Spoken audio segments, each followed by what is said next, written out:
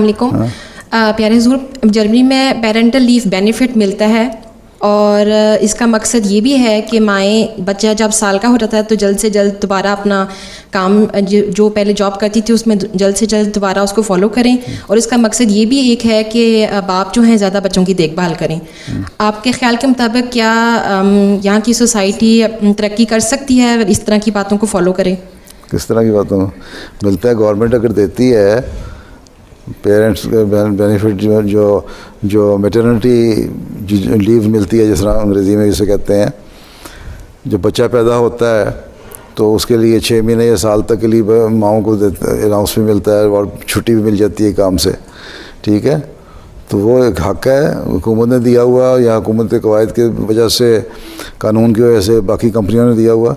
तो इस पर क्या एतराज़ है आपको? इतराज़ नहीं, दरअसल मैं अपनी बैचलर थीसिस इस मौजू पे लिख रही हूँ।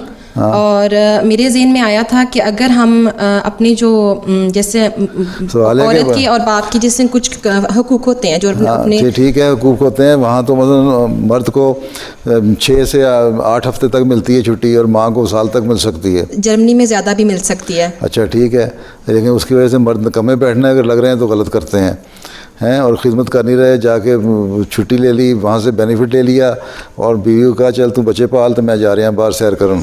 ये पंजाबियों वाली जो आदत है ना, वो बंद करें। अगर वो कर रहे हैं तो गलत कर रहे हैं और ये नाजायज़ है। लेकिन अगर वो बच्चों की देखभाल के लिए बीवी का हाथ बटा रहे हैं तो फिर जायज़ है। ठीक है।